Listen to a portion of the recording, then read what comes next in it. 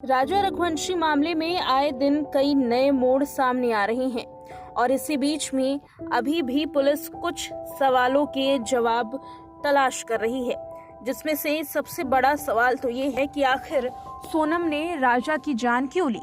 और इसी बीच में एक और ऐसा सवाल काफी सुर्खियों में आया था, जिस सवाल ने खुद राज और सोनम के बीच में दूरियां पैदा कर दी थी। पुलिस ने ये सवाल पूछा सोनम से कि आखिर इस केस में मास्टरमाइंड कौन था। सोनम ने राज का नाम लिया। जब राज से सवाल पूछा गया तो राज ने सोनम का नाम लिया। दोनों ने एक दूसरे पर आरोप लगाते हुए खुद का पल्ला झाड़ने की कोशिश की। जैसे ही पुलिस को इस बारे में जानकारी मिली, वो भी हैरत में आ गई कि आखिर कैसे दोनों जो एक दूसरे के साथ रहना चाहते थे, अब एक दूसरे पर ही आरोप लगाते हुए नजर आ रहे हैं।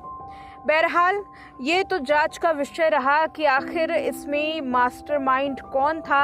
हालांकि पुलिस के पास कई सारे ऐसे सबूत हैं जिससे ये साफ हो रहा है कि साजिश का जो किरदार था वो कौन हो सकता है। लेकिन इसी बीच में एक और तीसरे शख्स का नाम सामने आया है, वो शख्स जिसने सोनम का सबसे ज्यादा साथ दिया इस जुर्म को करने में। जी हाँ, अगर आप सोच रहे होंगे कि राज कुशवाहा ने सोनम का सबसे ज्यादा साथ दिया, तो आप बिल्कुल गलत हैं। एक और ऐसा शख्स है जिसने सोनम के इस कारनामे को अंजाम देने के लिए एड़ी चोटी का दम लगा दिया। इस केस में 5 आरोपियों को मुख्य रूप से गिरफ्तार किया गया था, जिसमें सोनम और राज के अलावा 3 उनके साथी थे।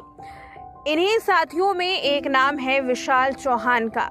विशाल चौहान इस केस में सबसे अहम रोल अदा करता है।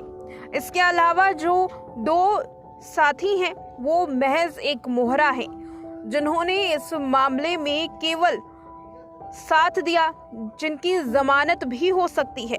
लेकिन अगर विशाल चौहान की बात करें तो शायद विशाल चौहान का किरदार इतना ज्यादा मजबूत इस मामले में है कि जमानत होनी भी मुश्किल है। आखिर ऐसा हम क्यों कह रहे हैं, आपको इस रिपोर्ट से समझ आएगा। विशाल चौहान वो शख्स है जिसने राजा रघुवंशी की जान ली, जिसने राजा पर हथियार से वार किया। धारदार हथियार से जिसने राजा पर वार किया वो विशाल चौहान था। वो सबसे अहम किरदार जिसने सोनम की सबसे ज्यादा मदद की थी। जान लेने के बाद सभी साथियों ने मिलकर राजा के शरीर को झाड़ी में फेंका था। इतना ही नहीं, विशाल चौहान इस मामले में पहले से ही सोनम के साथ था। यही वजह है कि जब सोनम मेघालय गई, उससे पहले ही प्लान बनाए जा चुके थे। विशाल चौहान ने इंदौर में पहले ही सोनम के लिए मकान किराए पर ले लिया था, ताकि जुर्म को अंजाम देने के बाद सोनम वहां छिप सके। सोनम के लिए विशाल चौहान ने अपने नाम से फ्लैट बुक किया था और 51,000 रुपए दिए थे, जो कि 3 महीने का किराया था। इतना ही नहीं, विशाल चौहान लगातार पहले से ही इस मामले में नजर बनाए हुए था। जैसे ही सोनम ने इस कांड को किया, विशाल सोनम को इंदौर लेकर आ गया, जहां अपने नाम से खरीदे गए फ्लैट में जगह दी। साथ ही मकान मालिक को ये कहा कि सोनम उसके परिवार की सदस्य है, जो उसके घर आती जाती रहेगी। इसी तरह से कई हफ्तों तक सोनम उस घर में छिपी रही थी।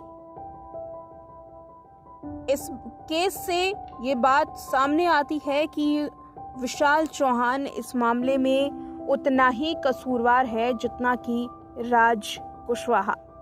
ऐसे में देखना ये होगा कि राज और सोनम के साथ विशाल पर पुलिस और कोर्ट कैसे अपना रुख इख्तियार करती है। हालांकि उन 2 साथियों का इस मामले में छूटना काफी मुश्किल है। हालांकि तीनों की सजा में अंतर हो सकता है।